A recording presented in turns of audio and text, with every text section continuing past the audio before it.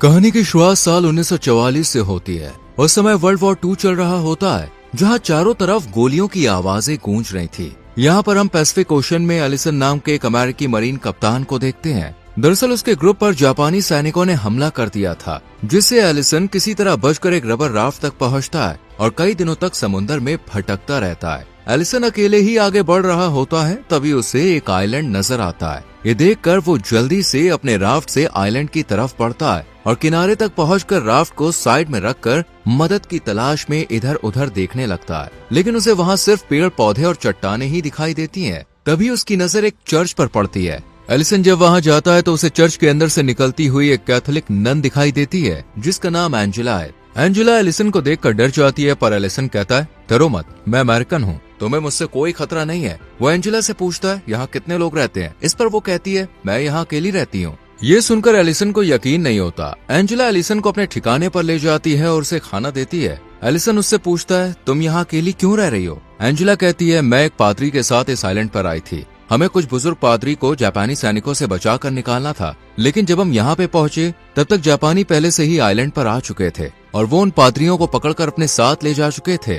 जंग का माहौल देखकर हमने तय किया कि कुछ दिनों तक हम यहीं छुपे रहेंगे, लेकिन कुछ दिन के बाद जिस पादरी के साथ में आई थी उसकी तबीयत बिगड़ गई और उनका निधन हो गया। तब से मैं यहाँ पर अकेली रह रही हूँ। मेरे लोगों को लगा कि जापानी सैनिकों ने भी मुझे पकड़ लिया है, इसलिए कोई मुझे बचाने नहीं आया। एलिसन भी उसे अपनी कहानी बताता है। वो कहता है कि मैं मरीन हूँ, हमारे ग्रुप पर जापानी सैनिकों ने हमला कर दिया था और मैं अपनी जान बचाकर किसी तरह यहाँ तक पहुँचा हूँ। इसके बाद एलिसन थोड़ी देर आराम करता है। जब वो उठता है तब देखता है कि एंजेला मोमबत्ती जलाकर भगवान से प्रार्थना कर रही है और ईश्वर से मार्गदर्शन मांग रही है। फिर दोनों बाहर खाने की तलाश में निकलते हैं। एलिसन पेड़ पर चढ़कर नारियल और फल तोड़ता है और एंजेला को नीचे देता है, लेकिन एलिसन को प्रोटीन के लिए कुछ और खाने के लिए चाहिए होता है। तभी उसे समुद्र में एक टर्टल दिखाई देता है। ये देखकर वो रस्सी और लकड़ी लेकर राफ्ट में बैठता है। एंजेला भी उसके साथ बैठती है और दोनों टर्टल की ओर बढ़ते हैं। पर एलिसन के लिए टर्टल को पकड़ना इतना आसान नहीं होता। वो इस कोशिश में समुद्र में गिर जाता है, मगर एंजेला की मदद से वो टर्टल पकड़कर दोबारा राफ्ट में आ जाता है। इसके बाद एलिसन आइलैंड में लौटकर टर्टल को पकाता है और खाता है। वो एंजेला से कहता है, इस आइलैंड में हमारे पास सब कुछ है, अगर कोई हमें बचाने ना भी आए तब भी हम जिंदा रह सकते हैं। एंजेला उससे पूछती है, तुम्हारे घर में कौन कौन है? एलिसन कहता है, मैं अनाथ हूँ, मैं 14 साल तक अनाथ आश्रम में रहा हूँ। पढ़ाई पूरी करने के बाद मैंने आर्मी ज्वाइन करने का फैसला किया, क्योंकि मैं अपने देश के लिए कुछ करना चाहता था। एंजेला भी उसे बताती है, मैं भी अनाथ हूँ, मुझे ईश्वर पर बहुत ज्यादा भरोसा है, इसलिए मैंने नन बनने का फैसला किया। इससे मुझे बहुत खुशी मिलती है और मैं लोगों को सही राह दिखाना चाहती हूँ। एलिसन और एंजेला एक दूसरे से काफी अलग होते हैं। एंजेला बहुत ही शांत स्वभाव की होती है। वो भगवान पर बहुत भरोसा करती है और नियमित रूप से प्रार्थना करती है,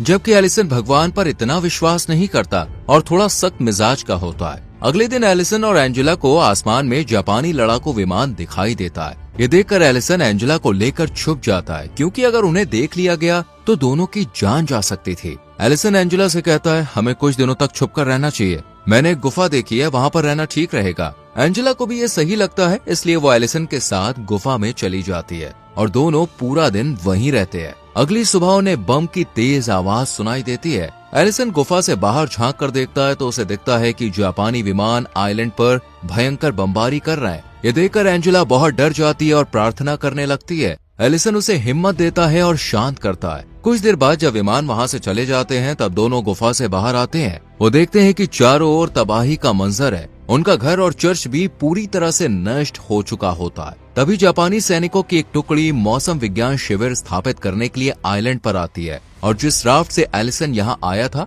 उसे भी नष्ट कर देते हैं। उन्हें देखकर एलिसन और एंजेला फिर से गुफा में छुपने को मजबूर हो जाते हैं। उनके आसपास जापानी सैनिक घूम रहे होते हैं। ये देखकर एलिसन सतर्क हो जाता है और एंजेला को एक और जाने को कहकर चाकू लेकर खड़ा हो जाता है, लेकिन वो सैनिक गुफा के अंदर नहीं आते और वहाँ से चले जाते हैं। यहाँ एंजेला एलिसन से कहती है कि मैं खुद को जापानी सैनिकों के हवाले कर देती हूँ, मुझे उम्मीद है कि मेरे जैसे नन को वो कुछ नहीं करेंगे, इससे तुम्हें मौका मिलेगा यहाँ से भागने का। वो ये भी कहती है कि हमारे पास खाने के लिए कुछ भी नहीं बचा है, लेकिन एलिसन उसकी बात नहीं मानता और कहता है कि हम ये रिस्क नहीं ले सकते, वो तुम्हारे साथ कुछ भी कर सकते हैं, हमें यहीं छिपे रहना होगा। शाम को एलिसन गुफा से बाहर आता है। वो देखता है कि जापानी सैनिकों ने कई कैंप बना लिए हैं। उनसे बचते हुए वो दूसरी ओर मछली पकड़ने जाता है, लेकिन कुछ जापानी सैनिक उसे देख लेते हैं। तब एलिसन मरा हुआ होने का नाटक करता है। ये देखकर उन्हें शक नहीं होता और वो वहां से चले जाते हैं। इसके बाद एलिसन मछली पकड़कर वापस गुफा में आता है और एंजेला के साथ मछली खाने लगता है।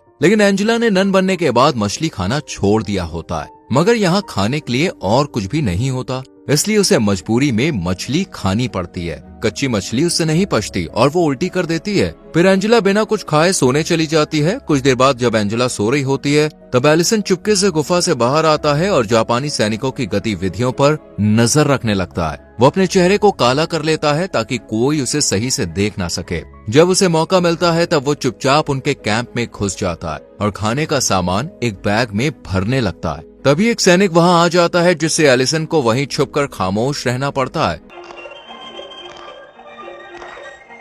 उसे वहां से भागने का मौका नहीं मिलता और स्थिति बहुत खतरनाक हो जाती है, जिससे उसे पूरी रात वहीं रहना पड़ता है। अगली सुबह जब सभी जापानी सैनिक कैंप के बाहर ट्रेनिंग में व्यस्त होते हैं, तब एलिसन धीरे धीरे बैग लेकर बिना देखे बाहर निकलता है और एक जगह जाकर छुप जाता है। उधर एंजेला जब उठती है तो गुफा में एलिसन को नहीं पाती। ये देखकर वो घबरा जाती है और उसे लगता है कि शायद एलिसन मारा गया, जिससे वो रोने लगती है। वहीं एलिसन जापानी सैनिकों से बचते हुए गुफा में वापस लौट आता है। उसे सही सलामत देखकर एंजेला बहुत खुश होती है। एलिसन उसे बताता है कि मैं खाने के लिए कैंप में गया था, लेकिन एंजेला उस पर गुस्सा हो जाती है। वो कहती है, तुम मुझे बिना बताए चले गए, जिससे मैं बहुत डर गई थी। तब एलिसन कहता है, अगली बार से मैं ऐसा नहीं करूंगा। अगले दिन एलिसन एंजेला को एक फूल और एक कंघी गिफ्ट करता है, जिसे देखकर एंजेला खुश हो जाती है। वो एंजेला से पूछता है, क्या तुम अपनी नन जैसी जिंदगी छोड़कर नॉर्मल लाइफ नहीं जीना चाहती? इस पर एंजेला बताती है कि उसने अभी तक अपनी अंतिम प्रतिज्ञा नहीं ली है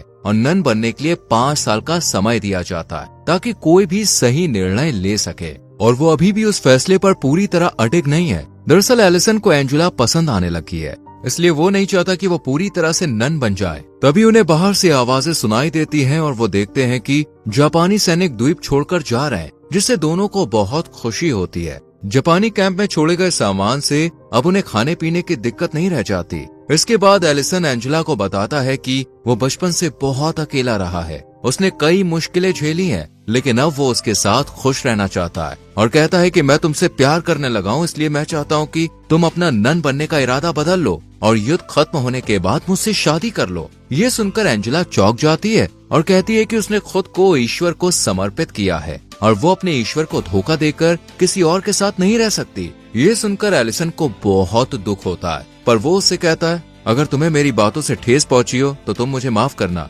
रात को दोनों खाना खाने के बाद बैठे होते हैं, तभी एलिसन को जापानी शराब की बोतल मिलती है और वो ज्यादा पी लेता है। नशे में वो एंजेला की प्रतिज्ञाओं को व्यर्थ बताने लगता है और कहता है कि वो एडम और ईव की तरह इस द्वीप पर फंसे हुए हैं, जिसे सुनकर एंजेला दुखी होकर बारिश में जंगल की ओर भाग जाती है और ठंड में वहीं सो जाती है। एलिसन उसे ढूंढता है लेकिन ढूंढ नहीं पाता। अगली सुबह वो बेहोश हालत में उसे पाता है। एलिसन एंजेला को गोद में उठाकर कैंप की ओर ले जाता है। तभी वो देखता है कि जापानी सैनिक लौट आए हैं, इसलिए वो एंजेला को लेकर गुफा में चला जाता है, जहां उसकी हालत और बिगड़ जाती है। फिर एलिसन अपनी जान जोखिम में डालकर जापानी कैंप में घुसकर कंबल और दवाइयां चुराता है, लेकिन एक सैनिक उसे देख लेता है, जिससे बचने के लिए एलिसन उसे चाकू मार देता है और लाश छुपा देता है। वापस आकर वो जल्दी से एंजेला के गीले कपड़े बदलता है और उसे दवा देता है और पहली बार खुद प्रार्थना करता है। अगली सुबह जब एंजेला होश में आती है तो पूछती है कि उसके कपड़े किसने बदले। तब एलिसन बताता है कि उसकी हालत देखकर उसने बदले थे। वो फिर माफी मांगता है और कहता है कि कल उसने जो कुछ भी कहा वो नशे में कहा था। एंजेला उसे माफ कर देती है। तभी उन्हें बाहर बम की आवाज सुनाई देती है। एलिसन बाहर जाकर देखता है तो उसे पता चलता है कि आइलैंड में जापानी सैनिकों ने फिर से बमबारी की है, क्योंकि उनके एक सैनिक को एलिसन ने मार दिया। ये बात उन्हें पता चल गई है,